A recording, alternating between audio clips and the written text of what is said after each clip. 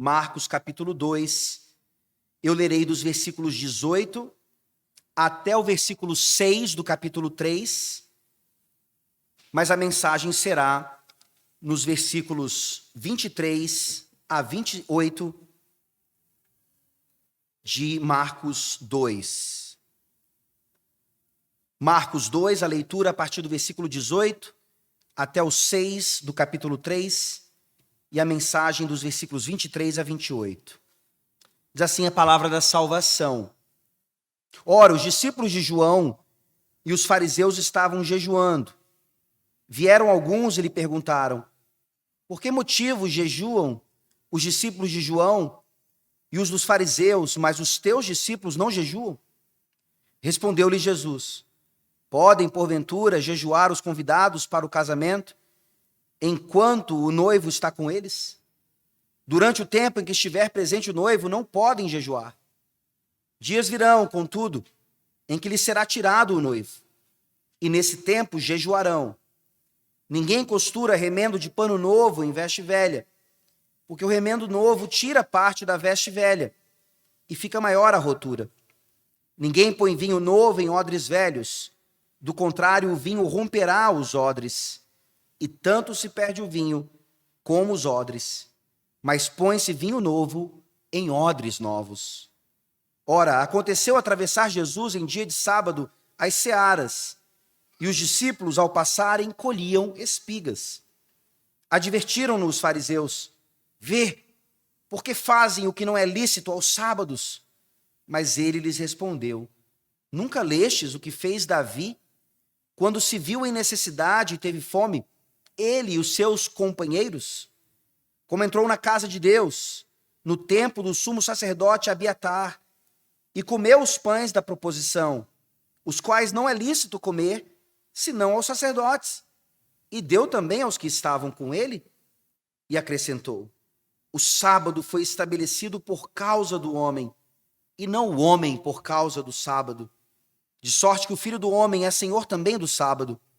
De novo, entrou Jesus na sinagoga, e estava ali um homem que tinha ressequida uma das mãos, e estavam observando a Jesus, para ver se o curaria em dia de sábado, a fim de o acusarem. E disse Jesus ao homem da mão ressequida: vem para o meio. Então lhes perguntou: é lícito nos sábados fazer o bem ou fazer o mal? Salvar a vida ou tirá-la? Mas eles ficaram em silêncio, olhando-os ao redor. Indignado e condoído com a dureza do seu coração, disse ao homem: estende a mão.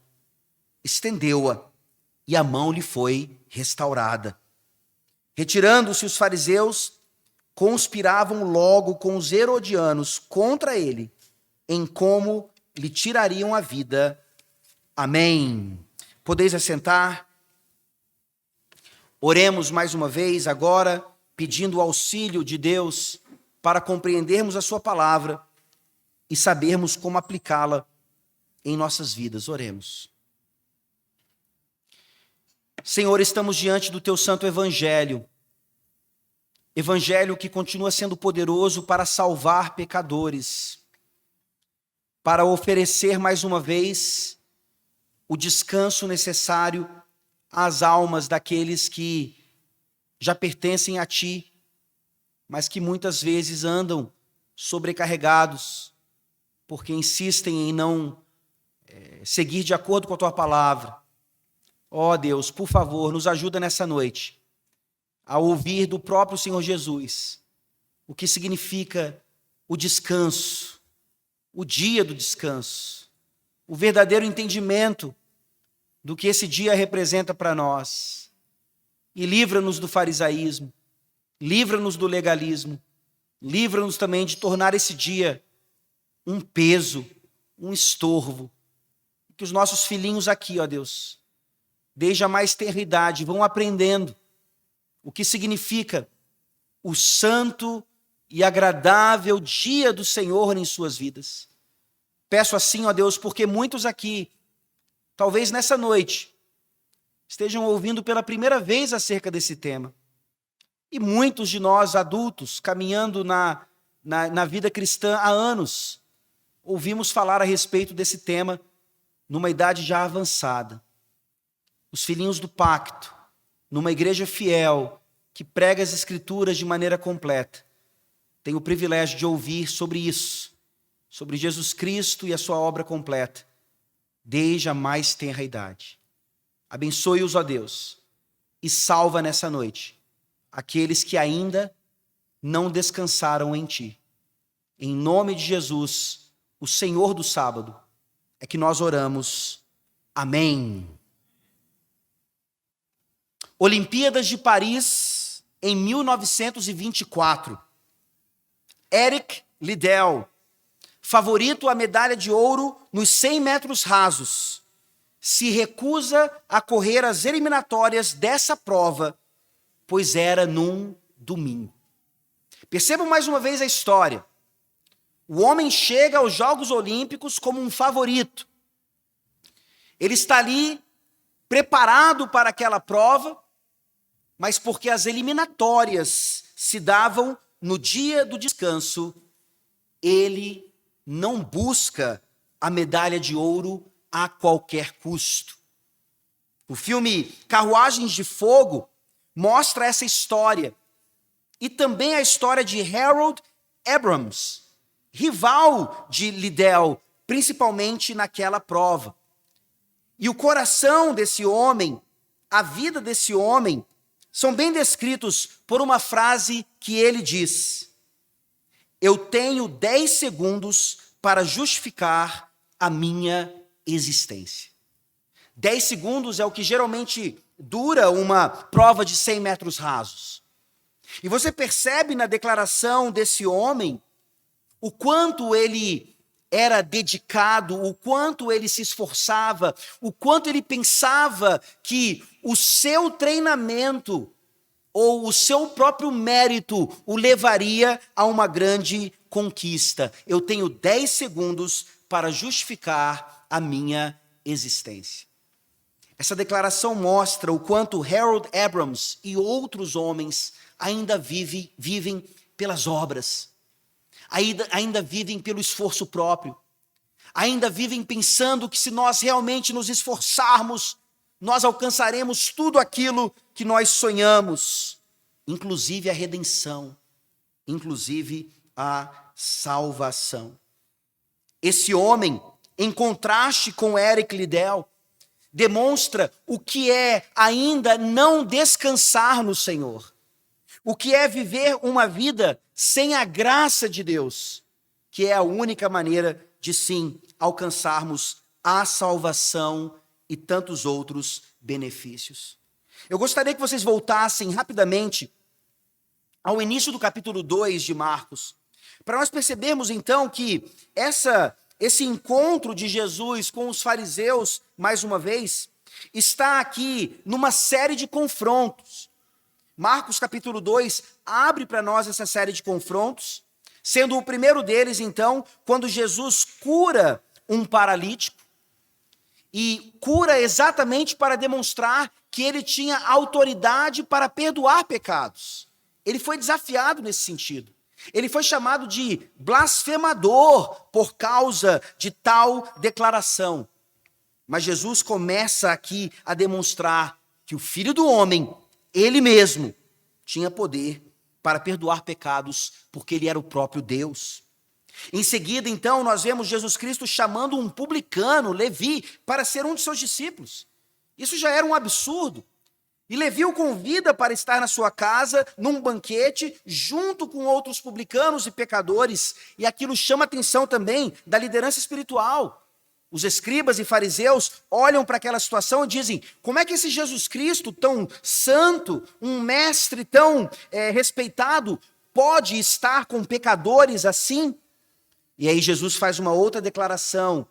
Ele veio para os doentes, ele veio para os pecadores, e não para aqueles que se acham justos e saudáveis.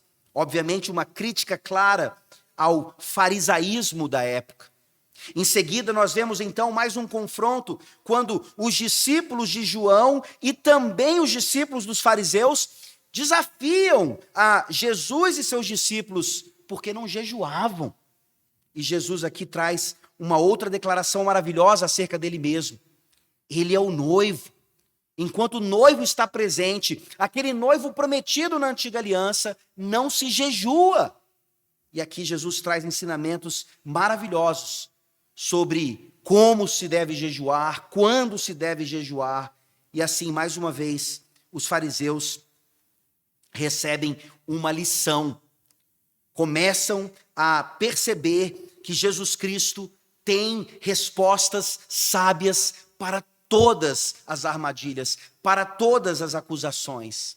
E aqui, principalmente, fazendo a conexão agora com o texto que estudaremos a partir do versículo 23, Jesus, nos versículos 21 e 22, mostra que o farisaísmo, o legalismo estabelecido naquele momento, naquela época, não servia. Jesus traz a pregação do evangelho, e o evangelho não é compatível com vestes velhas, com odres velhos. E aqui, por mais que pessoas interpretem de maneira errada esses versículos, tentando mostrar que o velho aqui, a velha veste, o velho odre, diz respeito ao Antigo Testamento, e o odre novo agora diz respeito ao Novo Testamento. Nós sabemos que não há uma incongruência nesse sentido. Não é isso que Jesus está ensinando. O que Jesus está ensinando é que a doutrina farisaica era incompatível. Não se encaixava com essa palavra de misericórdia, de graça, de esperança a todos os pecadores. E é exatamente nesse sentido que nós precisamos entender agora o que é o descanso, o que é o dia do descanso, dentro dessa perspectiva de odre novo. Como falei, não algo que na antiga aliança era diferente ou distinto e que não serve mais agora. Isso precisa ficar muito bem compreendido nessa noite, para que nós experimentemos exatamente a mensagem desse trecho aqui. Jesus é o Senhor do descanso. Ele é o Senhor do dia. E por isso esse dia foi feito, foi estabelecido, foi criado para o homem, e não o contrário. Uma lição maravilhosa, que trata dos nossos corações nessa noite. Dos nossos corações que já conhecem um pouquinho a respeito do que é o dia do descanso, do que é o quarto mandamento. Mas também daqueles corações que talvez ainda não entendam muito bem e que talvez nunca tenham descansado de fato no Senhor Jesus Cristo. Ele é o Senhor do dia. Ele é o Senhor do descanso. E por isso o dia foi feito para o homem e não o contrário. O texto se divide de uma maneira bem clara. Os versículos 23 e 24 representam o mau entendimento do descanso. O mau entendimento do descanso que leva os fariseus a advertirem, ousadamente criticarem o Senhor Jesus e seus discípulos. Mas a partir do versículo 25, nós vemos o bom entendimento do descanso. O próprio Senhor Jesus, o Mestre, nos ensinando o que significa esse dia, o que significava na antiga aliança e o que continua significando hoje para nós na nova aliança. Vejamos então o que é aqui o mau entendimento do descanso. Começando no versículo 23. Ora, aconteceu atravessar Jesus em dia de sábado as searas, e os discípulos, ao passarem, colhiam espigas. Quando nós olhamos para os versículos 18 a 22 de Marcos 2, nós já percebemos aqui o problema do legalismo na vida dos fariseus e na vida da comunidade dos santos naquela época. Um legalismo que trazia peso aos ombros, hipocrisia, regras e leis meramente humanas, que foram adicionadas, que acabaram substituindo a genuína lei que procede das Sagradas Escrituras. E aqui, esse fato fica ainda mais evidente. Porque quando nós lemos o versículo 23 de Marcos 2, nós percebemos que os discípulos estão aqui fazendo algo completamente legítimo, mesmo no dia do descanso, mesmo sendo dia de sábado. E para nosso entendimento também, todas as vezes que a palavra sábado aqui aparecer, tentem não se concentrar no nome do dia em si, que em português é sábado, 7º dia, mas que significa primordialmente descanso.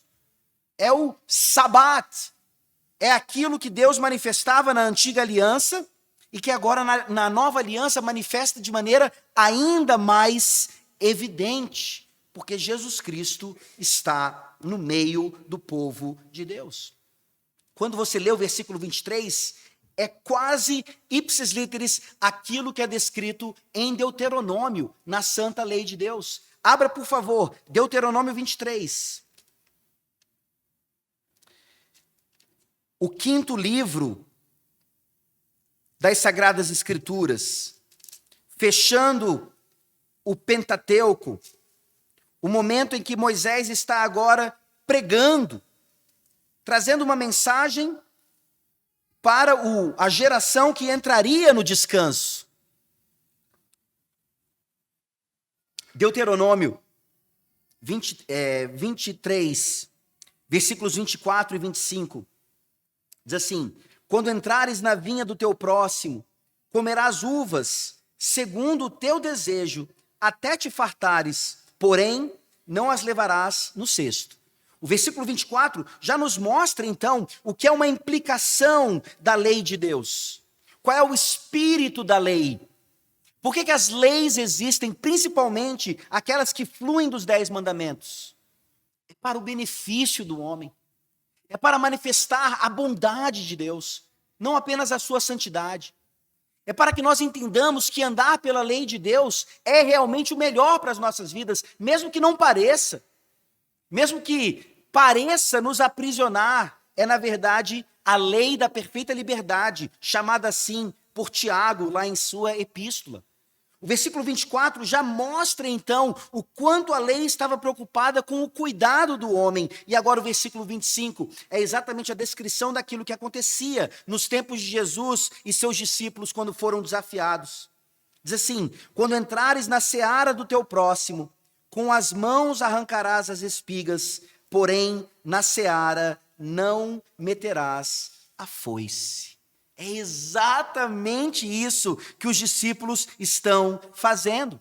Eles conheciam a lei, eles conheciam Deuteronômio, mas além disso, eles têm o mestre agora, Jesus Cristo, mostrando para eles de maneira ainda mais clara como cumprir tudo aquilo que o Senhor Deus determinou.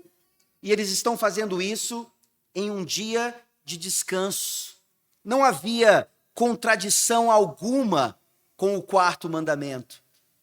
Da mesma maneira que nós vemos implicações do 8º mandamento nessa lei, nessa aplicação de Deuteronômio, você pode ir até aqui, mas o que passar disso, você já está furtando, você já está levando indevidamente o que não é seu. Nós vemos uma compatibilidade plena aqui com o 4º mandamento, à luz das Escrituras Sagradas, à luz do espírito da lei estabelecido, mas não de acordo com o legalismo dos fariseus. Esse é o problema. Os discípulos não estão quebrando a lei de Deus, mas estão quebrando a lei dos fariseus. E a pergunta aqui no versículo 24 de Marcos 2 revela o coração dos fariseus. Há uma advertência. Vê por que fazem o que não é lícito aos sábados. Aqui nós começamos a ver que esses confrontos agora, eles estão deliberadamente acontecendo. Os fariseus, eles não estão apenas questionando algumas coisas que parecem estranhas a eles. Eles estão buscando agora, em Jesus e em seus discípulos, algum erro. Detalhes minuciosos que poderiam levar uma acusação, então, ao sinédrio, para que eles fossem julgados e tidos como falsos mestres ou mestres indevidos. E aqui nós temos uma aplicação maravilhosa para as nossas vidas. A pergunta dos fariseus é uma pergunta que demonstra que aqui eles acusam sem qualquer objetivo de edificação. Eles querem que Jesus erre, eles querem que os discípulos sejam pegos em algum desvio. Eles não têm o objetivo aqui de edificar o que está errado ou porventura estivesse errado. Como é que você critica alguém? No meio da igreja, nós olhamos para essa situação e ela poderia nos levar a um outro extremo pecaminoso. Talvez você pense assim: então, se essa é uma lição para nós, então eu não vou mais exortar pessoas, eu não vou mais admoestar pessoas, eu não vou mais cuidar da vida dos outros, como todos os crentes devem fazer uns com os outros. Eu não vou mais me meter, eu vou cuidar apenas da minha vida. Não é isso que o texto está ensinando. O que o texto está ensinando é que nós devemos sim cuidar uns dos outros, mas de maneira devida, em amor, na verdade, pela verdade em amor, como nos é dito lá em Efésios. A exortação, a admoestação, esse cuidado mútuo deve fazer parte das nossas vidas, mas como é que nós buscamos a correção uns dos outros? Qual é a motivação? Como é que nós nos achegamos uns aos outros para tratar de questões que precisam ser tratadas? Aqui nós vemos então que o farisaísmo é extremamente perigoso. Não apenas porque eles deturpam a lei de Deus, mas porque eles demonstram esse coração não regenerado, não redimido, que não busca o bem do próximo, mas apenas a sua crítica e acusações, que nesse caso são acusações falsas. O pior é que nós podemos ver que esses homens, eles tinham boa intenção. Eles achavam que estavam fazendo o bem para a sociedade. Eles achavam que estavam protegendo a igreja de má influência. E nós sabemos então que boa intenção não é suficiente. Você pode ter toda boa intenção do mundo, mas se a sua crítica ainda for farisaica, se a sua exortação não for com o objetivo de edificação, não interessa a sua motivação, nós precisamos entender, a partir daquilo que os fariseus mesmos demonstravam de maneira errada. E a citação que eu vou ler para vocês mostra exatamente isso. O teólogo Francis Nigel Lee, um especialista na ideia do descanso, tanto na Antiga Aliança como na Nova Aliança, ele diz o seguinte a respeito dessa situação: se o povo de Deus havia negligenciado demasiadamente o descanso antes do cativeiro babilônico, e aqui é importante, quando você tiver um tempo, depois leia as profecias que falam a respeito do cativeiro babilônico. Deus parece concentrar toda a crítica, a exortação, no dia de descanso. Deus repetidas vezes diz: vocês não guardaram os meus sábados, vocês profanaram os meus sábados, é por isso que vão para o cativeiro. É claro que o povo não quebrou apenas o quarto mandamento, quebrou toda a lei. Mas Deus dá uma atenção especial para isso. E aqui então, eles sabem que foram para o cativeiro babilônico, dentre outras coisas, por causa da profanação desse dia maravilhoso. E se assim aconteceu então, eles haviam aprendido bem a lição, continua Nigel Lee, e estavam determinados a não fazer isso novamente após o seu retorno. Chegou-se a ser acreditado que se o povo de Deus guardasse somente um dia de descanso perfeitamente, o Messias e a redenção plena chegariam imediatamente. Percebam essa citação final aqui. Eles começaram a pensar que se guardassem plenamente pelo menos um dia, então o Messias viria, então a redenção viria. Você começa a perceber aqui que eles não aprenderam muito bem a lição assim. Eles deturparam ou começaram ali a deturpar aquilo que na nova aliança agora, com a chegada do Messias, os impedia de ver Jesus como esse descanso prometido. E é importantíssimo nós olharmos exatamente para esse período aí chamado intertestamentário, 400 anos. Deus manifesta a última profecia ali da antiga aliança. Ele fecha o cânon. Ele tem a sua palavra completa naquele momento. O povo de Deus tinha tudo o que eles precisavam, principalmente para saber quem seria o Messias, quando ele viria, recebê-lo prontamente. Mas não foi isso que aconteceu, nós sabemos. E boa parte dos obstáculos para eles reconhecerem a Jesus como Messias é porque, Nigel Lee diz, a observância do dia do descanso bíblico se degenerou até se tornar um externalismo formalístico e ultra rigoroso. Quando é que isso acontece? Vejam, eles estão tão preocupados para que o que aconteceu antes do exílio não aconteça novamente, que agora eles precisam proteger o dia de descanso. E aí eles começam a construir as chamadas cercas farisaicas para tentar proteger, mais uma vez, com toda boa intenção do mundo. Eles querem manter a lei, eles querem cumprir a lei. Mas para isso, então, eles criam outras leis que não procedem das Escrituras. Daí o externalismo formalístico e ultra rigoroso. Quando você vê em detalhes apenas a questão do quarto mandamento, você percebe que esses homens, durante o período de 400 anos, chegaram a 1.529 atividades que eram proibidas no dia do descanso. 1.529. Imagine você, um escriba da lei, ele precisava saber, conhecer essas 1.529 proibições, para poder dizer para o povo, não pode isso, não pode aquilo. Acusar o Senhor Jesus Cristo e os seus discípulos de colherem espigas no dia do Senhor, no dia do descanso. Para vocês entenderem, então, um pouquinho o que essas 1.529 proibições tratavam, você vê questões de vestimenta, questões de escrita, questões domésticas, questões de preparação de pão.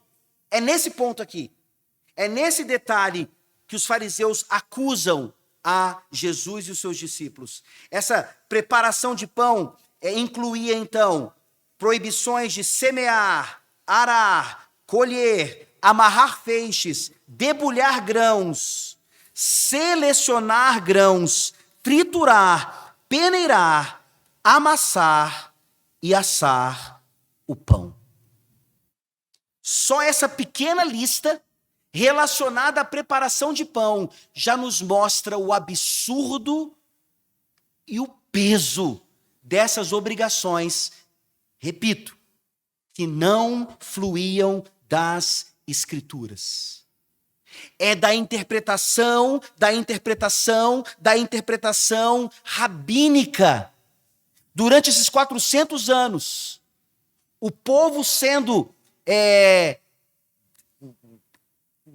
tratado de uma maneira não graciosa, não misericordiosa, mas a partir de leis que não podiam ser cumpridas e que hipocritamente, então, eram ensinadas por esses líderes. E aqui nós vemos mais uma lição maravilhosa que geralmente está relacionada ao quarto mandamento. O problema aqui não é a lista.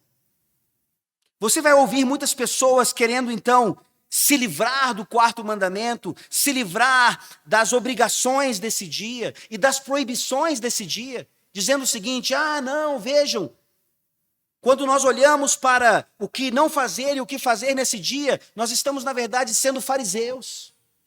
Nós estamos, na verdade, sendo legalistas. Na verdade, nós olhamos para o quarto mandamento e isso é algo que ficou lá atrás, deveria ter permanecido lá em Moisés. Agora, na nova aliança, Jesus é o nosso descanso. Por isso, então, eu vivo o domingo, o primeiro dia da semana, como eu bem entender. Nós não queremos listas. Você consegue perceber a hipocrisia desse tipo de argumento? Porque esse mesmo crente que, na verdade, quer ter o domingo para a sua vida e não para a glória de Deus, ele olha para outros mandamentos e não se importa com a lista relacionada aos outros mandamentos. Ele olha, por exemplo, não matarás. E ele vê que há proibições claras: não faça aborto, não assassine alguém, não cometa suicídio, não odeie uma pessoa no seu coração, porque isso já é quebrar o não matarás. Esse crente vai concordar com essa lista. Ele vai concordar com a lista de outros, todos os mandamentos, menos o quarto. Porque parece já haver uma implicância em relação a essa ordenança fantástica. Então vejam que o problema não é a lista, mas sim o distanciamento dessa lista das Escrituras. A partir dos mandamentos, nós vemos sim coisas positivas e negativas, ordenanças e proibições. E isso não é diferente em relação ao dia do descanso. Mas nós veremos agora, a partir do segundo ponto, que essa lista, ou as listas, podem ser perigosas sim. Aqui, no primeiro momento, nós vemos o mau entendimento do dia do descanso. Eram os líderes, aqueles que deveriam conhecer as Escrituras e não apenas suas interpretações, que cometem tamanho erro. Acusam o Senhor Jesus Cristo e seus discípulos de maneira indevida. Mas o Senhor Jesus, então, aproveita essa oportunidade, aproveita o momento do confronto e traz para nós o bom entendimento do descanso. Vejamos mais uma vez aí, versículos 25 a 28. A resposta de Jesus é maravilhosa. Mas ele lhes respondeu: nunca lestes o que fez Davi? Quando se viu em necessidade e teve fome, ele e os seus companheiros, como entrou na casa de Deus, no tempo do sumo sacerdote Abiatar, e comeu os pães da proposição, os quais não é lícito comer, senão aos sacerdotes, e que deu também aos que estavam com ele, e acrescentou: o sábado foi estabelecido por causa do homem, e não o homem por causa do sábado, de sorte que o Filho do Homem é Senhor também do sábado. Percebam aqui, diante da hipocrisia, da falsidade, da acusação errada dos fariseus, Jesus responde com Escritura. Jesus vai para um texto que provavelmente eu e você não usaríamos para responder à falsa acusação dos fariseus. Isso mostra algo interessante e importante nas nossas vidas. O quanto nós realmente não conhecemos a Bíblia à luz da teologia bíblica. Essa organicidade da palavra. O relacionamento do Antigo Testamento com o Novo Testamento. Não são coisas dicotômicas como tantos pensam. Não é, como eu falei, odre velho, Antigo Testamento, e agora Novo Testamento, odre novo. Nós não precisamos mais da lei, agora só a lei do amor é que importa. Todas essas questões eram completamente alheias ou alienígenas a Jesus Cristo e ao seu ensino. E aqui ele nos demonstra mais uma vez isso. Como ele usa um texto de 1 Samuel para tratar daquela falsidade dos fariseus. Vá comigo, por favor, agora, para 1 Samuel, capítulo 21. E aqui nós precisamos, em primeiro lugar, demonstrar que não existe contradição no que Jesus disse e o que 1 Samuel 21 está dizendo. 1 Samuel, versículos 21, 1 Samuel 21, versículos 1 a 6.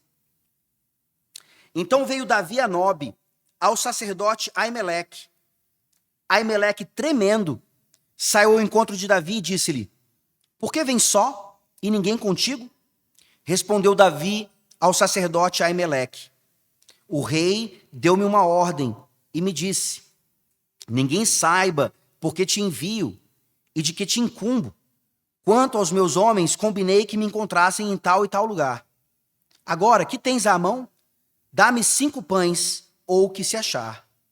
Respondeu o sacerdote a Davi, disse-lhe: não tenho pão comum à mão, há, porém, pão sagrado, se ao menos os teus homens se abstiveram das mulheres. Respondeu Davi ao sacerdote e lhe disse: sim, como sempre, quando saio à campanha, foram-nos vedadas as mulheres, e os corpos dos homens não estão imundos. Se tal se dá em viagem comum, quanto mais serão puros hoje.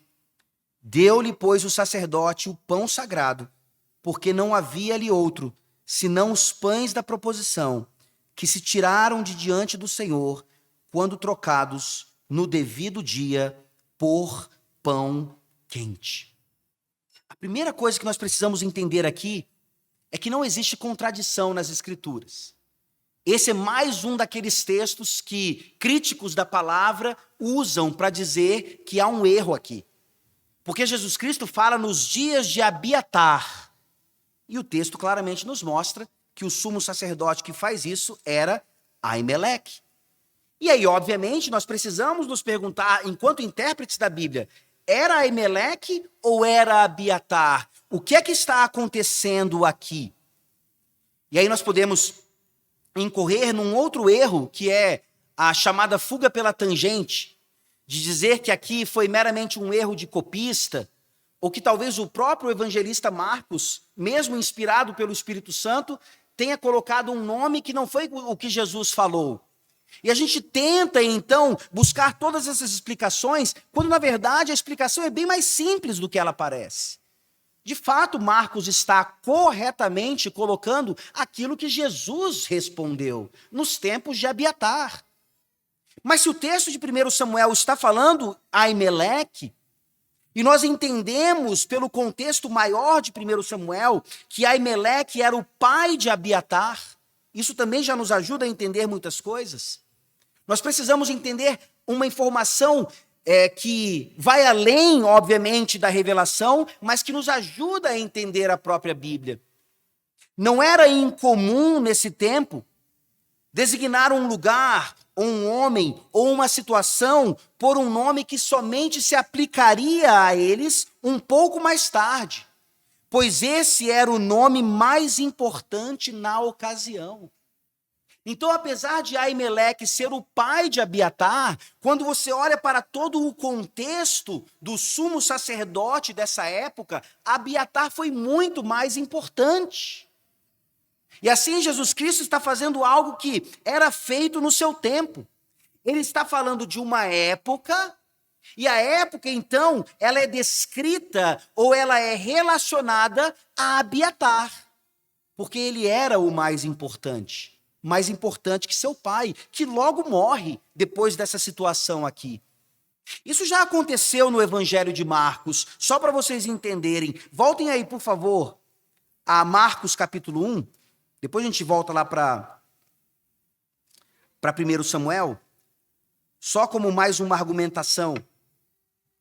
Marcos capítulo 1, logo no início, lá no versículo 2, Marcos, inspirado, também não cometendo erro algum, diz, conforme está escrito na profecia de Isaías, versículo 2 do capítulo 1. Eis aí envio diante da tua face o meu mensageiro, o qual preparará o teu caminho, voz do que clama no deserto, preparai o caminho do Senhor, endireitai as suas veredas. Ora, Marcos aqui está citando uma profecia que vai além de Isaías. Envolve Malaquias. Mas como Isaías é um nome de profecia mais importante ou mais abrangente do que Malaquias, o nome serve pelo todo. Da mesma maneira que Abiatar ali, como um nome mais importante, servia pelo todo. Então não há dificuldade alguma em entender que foi Aimeleque que serviu a Davi e seus companheiros, mas que isso aconteceu nos dias de Abiatar, seu filho. Não há contradição nas Escrituras. Não há erro na palavra de Deus. É por isso que ela é de Deus.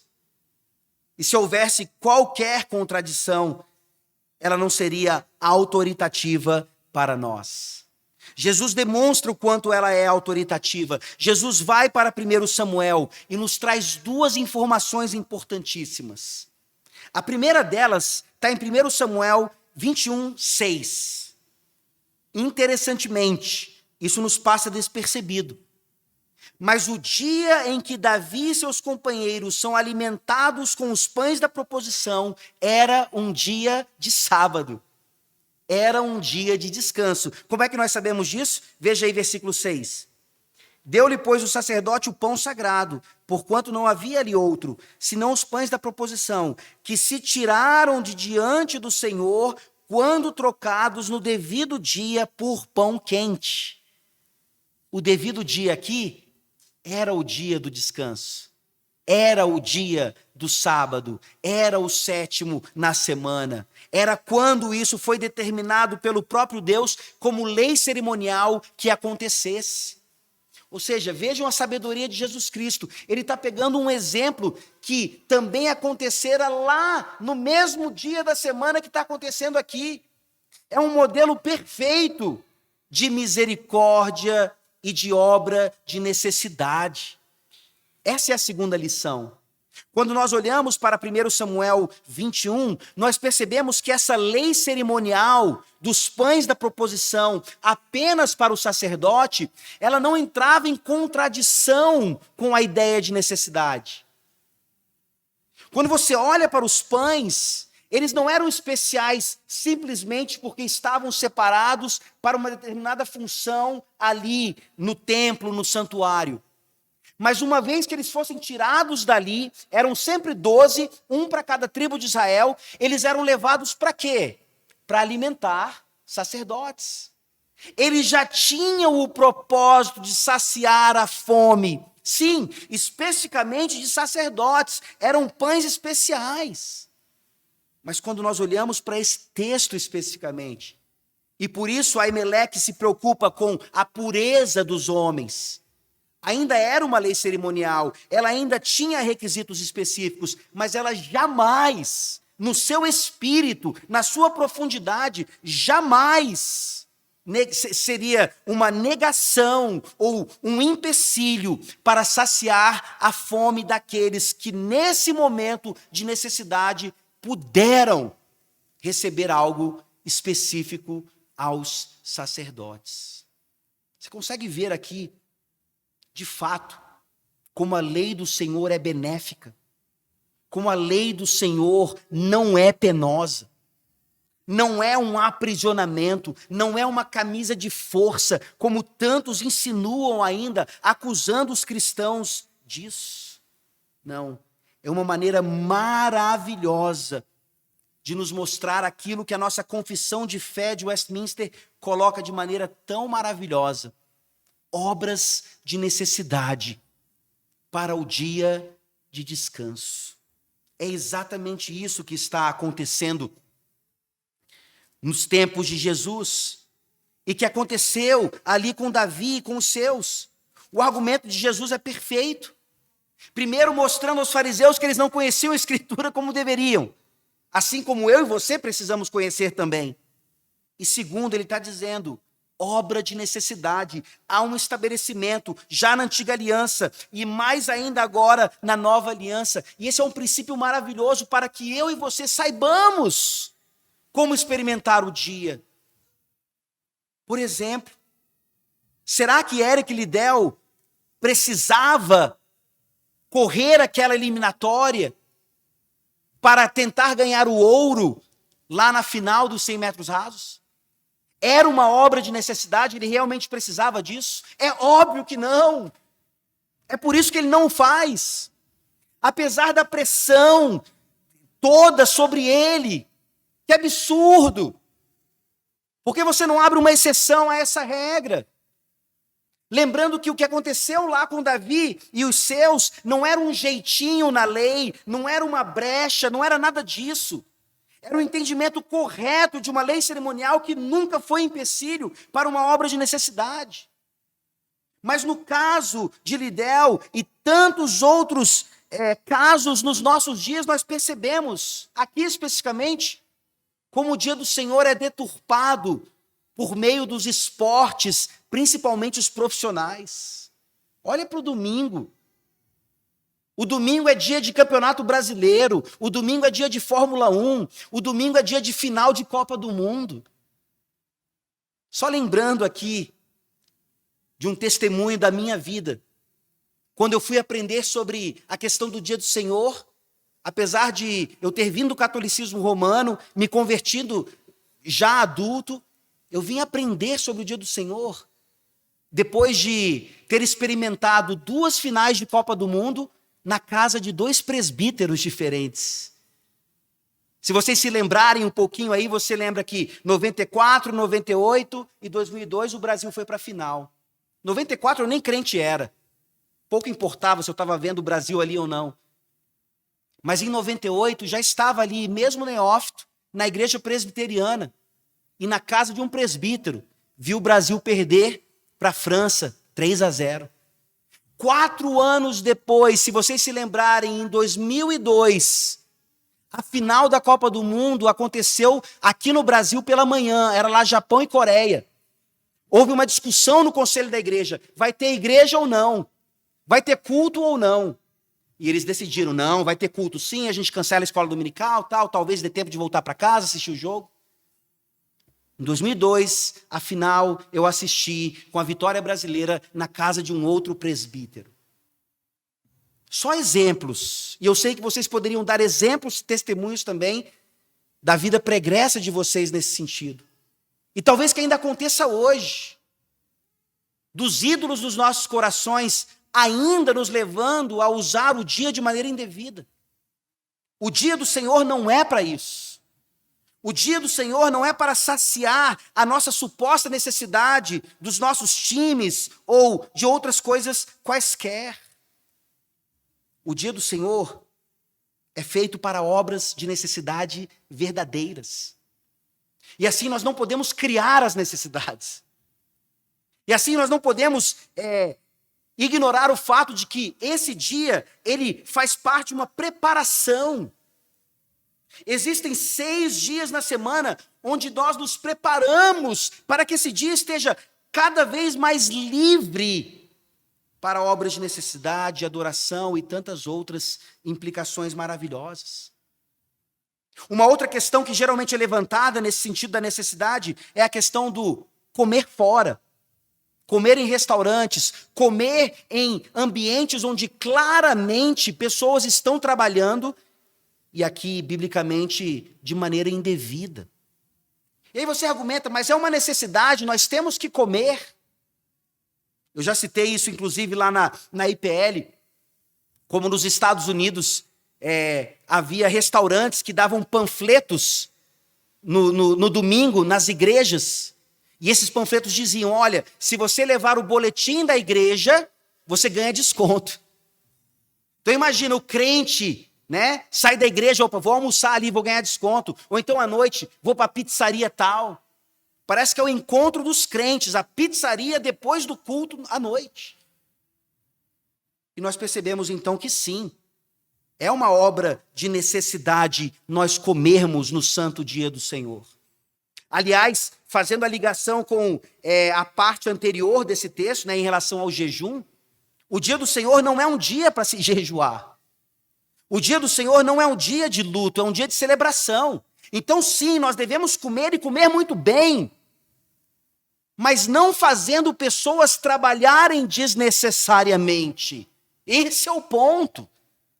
Aliás, é um ótimo dia para a igreja estar junta, em comunhão, uns nas casas dos outros, exercendo hospitalidade e alimentando uns aos outros nesse sentido. Não há justificativa para comermos fora nesse sentido no dia do Senhor. Existe até a famosa justificativa tão romântica, né, dos maridos que não são nada espirituais nesse sentido e muito menos românticos, que dizem, não, minha esposa cozinha de segunda a sábado, no domingo eu levo ela para comer no restaurante, para que ela então descanse no Senhor, descanse do fogão, descanse da cozinha. Hipocrisia. Você quer comer no restaurante, você quer fazer pessoas trabalharem desnecessariamente e ainda usa essa desculpa para isso. E aí, para nós olharmos mais positivamente para essa questão, existe uma outra aplicação maravilhosa que os nossos filhos aqui vão entender bem. Quando nós recebemos proibições nesses dias, ou temos que deixar de fazer coisas nesse dia, é para que nós então façamos outras. É para que nós estejamos livres para outros benefícios.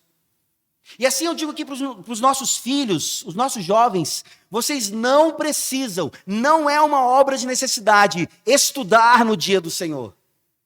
É um dia que não tem tarefa. É um dia que não tem trabalho de escola. É um dia em que você não precisa estudar para a sua prova, mesmo que ela seja na segunda-feira. Mas pastor, como é que eu vou fazer isso? Você vai estudar de segunda a sábado. E você vai descansar no Senhor. E na segunda-feira você vai honrar e glorificá-lo com a melhor nota que você puder ali tirar de acordo com o que você estudou. É interessantíssimo como isso é uma aplicação até para o seminário. Seminaristas tentando justificar também, né? Eles dizem, não, mas eu estou estudando teologia pode estudar. E eu lembro de mestres ali no seminário falando, não. As obrigações do seminário também não devem ser feitas no dia do Senhor. Que você leia outros livros devocionais. Que você se dedique à leitura das Sagradas Escrituras. Mas não ao seu compromisso teológico das matérias que você está estudando.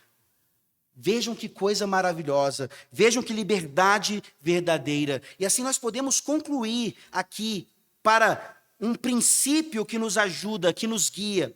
Trabalho e comércio desnecessários não beneficiam o homem nesse dia, por isso não glorificam a Deus. E percebam então aqui que não é uma questão de ter uma lista, mas de ter um princípio, onde eu vou analisar então, tal atividade é trabalho ou comércio desnecessário? Tal atividade é um estudo desnecessário? Se tornou uma necessidade porque eu me preparei mal durante a semana? Como é que eu tenho feito isso ao longo dos 6 dias da semana? E aí, mais uma vez, glorifiquem a Deus porque vocês fazem parte do corpo de Cristo, onde nós devemos nos ajudar mutuamente nesse sentido, onde nós podemos sim ser modelo e talvez admoestar alguém porque talvez esteja fazendo algo no domingo que é indevido. E mais do que isso, nós temos um conselho de pastores, homens que estão aqui também para nos ajudar a ter esse discernimento. Às vezes aparece uma oportunidade na sua vida de trabalho, mas você sabe que vai envolver um domingo, por exemplo, e aí você não tem discernimento, não está conseguindo entender se deve ou não aceitar aquele trabalho. Você vai aos seus presbíteros, você vai à sabedoria desses homens que pelo Espírito Santo vão te ajudar a chegar a essa conclusão. Se é realmente um trabalho que envolve obra de necessidade ou se não é. E se não for, ser devidamente rejeitado. É um privilégio nós estarmos no meio do povo de Deus, o Deus do pacto, que faz aliança com o seu povo e que nos mostra que esse dia é um dia do sinal da aliança. E é glorioso porque Jesus continua, então, no seu argumento, usando ainda Sagrada Escritura, não de maneira direta, mas indireta, para mostrar o que é a explicação final da pergunta falsa dos fariseus. O versículo 27 diz, e acrescentou, o sábado foi estabelecido por causa do homem, e não o homem por causa do sábado. Mais uma vez, parece que esse versículo aqui está nos livrando daquele aprisionamento do Antigo Testamento. Não. Agora o homem está livre do dia. O dia é subserviente ao homem. E aí você ouve mais uma vez de um pastor presbiteriano que, ao plantar uma igreja, ele dizia, olha, de manhã nós não vamos ter atividade, porque de manhã é da família. A família vai para o clube, a família vai para o parque. Tudo que nós fizermos vai ser à tarde e à noite. o dia do Senhor não é dia da família. O dia do Senhor não é o seu dia, mas ele foi feito para benefício do homem. Você consegue entender isso? Nós conseguimos entender isso quando nós vemos o que Jesus está ensinando aqui. O sábado foi estabelecido por causa do homem. Nós claramente podemos traduzir estabelecido aqui como criado. O sábado, o dia, foi criado por causa do homem. E assim nós nos lembramos lá da primeira semana da criação. Quando Deus trabalha criando todas as coisas em 6 dias. E no 7º ele descansa. Ele estabelece um mandato criacional. Jesus está voltando para o Éden, assim como ele volta, por exemplo, em Mateus 19, quando ele está tratando sobre a questão do divórcio. Ele volta para o mandato criacional do matrimônio. E aqui ele está dizendo, em outras palavras, tirem esse entendimento errado da cabeça de vocês. O 4º mandamento não é algo especificamente de Moisés. Está lá em Êxodo 20, está lá em Deuteronômio 5, como reflexo do que já era desde o princípio. E mais uma vez esse argumento é usado. Como era mosaico, agora na nova aliança nós não precisamos mais. O domingo, e a gente usa inclusive esse linguajar, por conveniência, é o dia que a gente vai para a igreja. Mas o que você faz antes do culto, depois do culto, não importa. Porque Jesus é o nosso descanso, agora eu estou livre para fazer o que eu bem entender. Não é isso que significa o dia feito, criado para o homem. É para benefícios espirituais de fato, que estão ligados ao espírito da lei, ao que significa de fato esse dia em nossas vidas. E aqui, mais uma vez, então, nós precisamos tomar cuidado com o legalismo. Principalmente nos arraiais reformados. Se nós temos igrejas reformadas, infelizmente, ou que se dizem reformadas, presbiterianas, que ainda negligenciam esse dia, nós temos algumas que extrapolam esse dia. Que, de fato, colocam coisas pesadas demais sobre os ombros de seus fiéis, porque ainda não entenderam muito bem o que significa tudo isso à luz da história da redenção. Então nós precisamos tomar cuidado, olhar para as nossas vidas. Como é que nós cuidamos uns dos outros? Nós temos uma tendência farisaica de acusação mútua. Ah, veja, esse crente aqui não é tão espiritual como eu, porque eu guardo o dia do Senhor. E o nosso coração, ele é tendencioso. Nós muitas vezes queremos ver, então, nos nossos irmãos falhas espirituais, para que nós nos vejamos, então, mais especiais ou mais fiéis a Deus. E tantas outras coisas que podem, sim, transformar esse dia em um peso. Nós vemos a continuação aqui em Marcos 3, que é a ideia exatamente da positividade desse dia. Quando nós aprendemos acerca do dia do Senhor, muitas vezes, por falha nossa, nós aprendemos apenas a negatividade do dia. E a positividade do dia, ela é muito mais enfatizada nas Escrituras. Mas isso não deixa de nos mostrar algumas proibições claras. Jesus Cristo, para concluir o entendimento de que o dia foi feito para o homem, ele faz mais uma declaração. E essa é a mensagem principal do texto, dessa passagem. O versículo 28 diz: de sorte que o Filho do Homem é Senhor também do sábado. É para isso que o dia aponta. É para isso que nós temos a lei de Moisés também. Porque o fim da lei é Cristo. O propósito da lei é apontar para aquele que cumpriria o dia do descanso de maneira plena, no meu e no seu lugar. Ele é Senhor do dia. E vejam então nessa citação de um outro teólogo, Michael Parsons, uma interpretação precisa acerca dessa passagem. Ele diz: nós geralmente ouvimos o versículo, o sábado foi feito por causa do homem, e não o homem por causa do sábado, citado para declarar a prioridade da liberdade humana sobre rituais e tradições.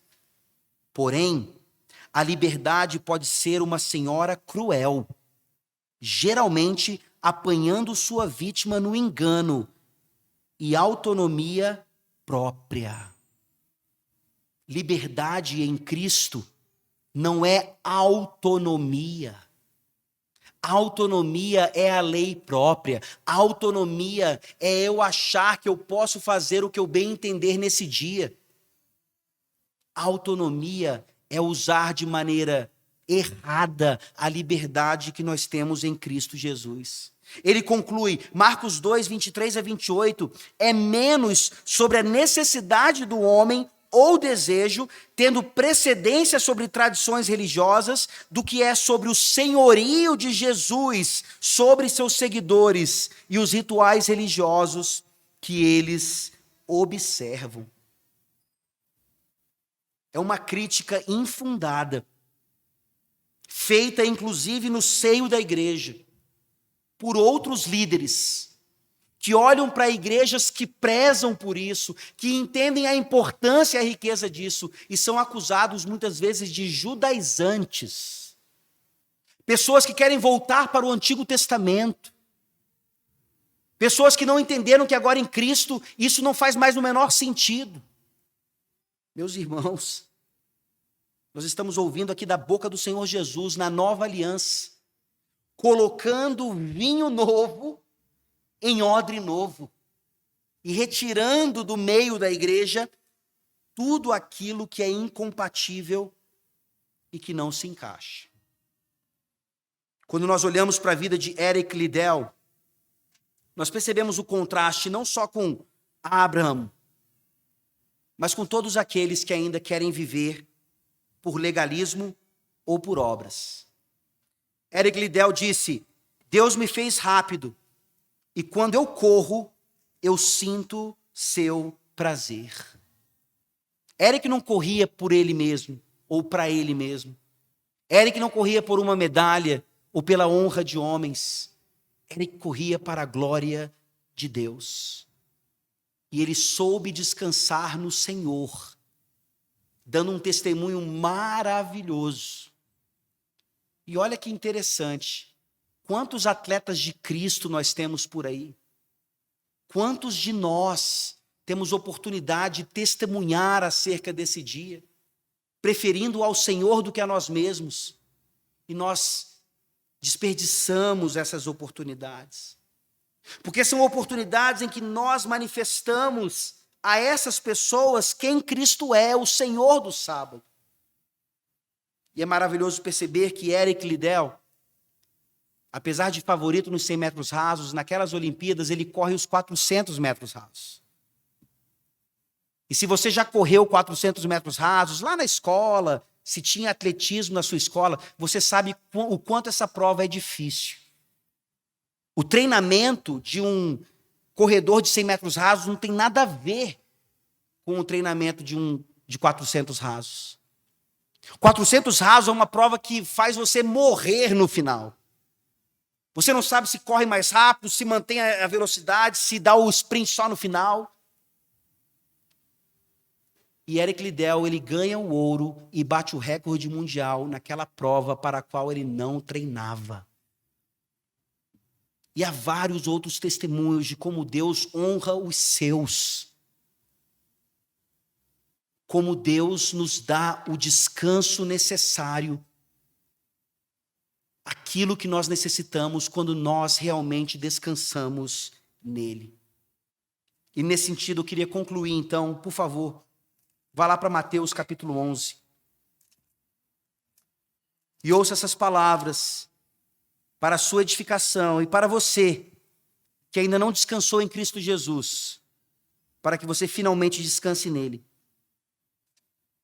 Mateus 11, de 28 a 30. Que palavras maravilhosas. Jesus diz: vinde a mim, todos os que estáis cansados e sobrecarregados, e eu vos aliviarei.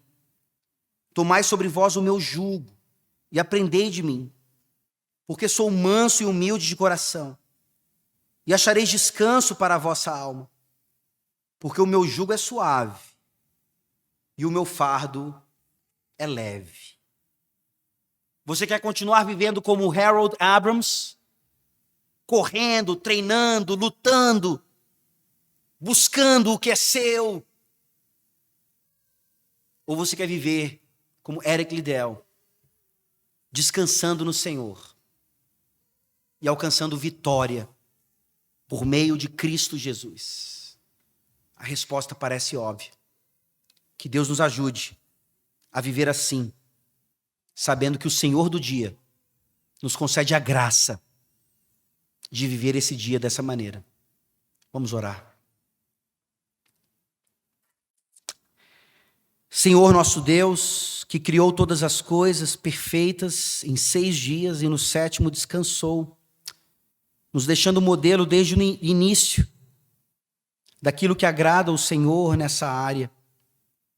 Ó Deus, nós precisamos confessar ainda o quanto nós profanamos o teu santo dia.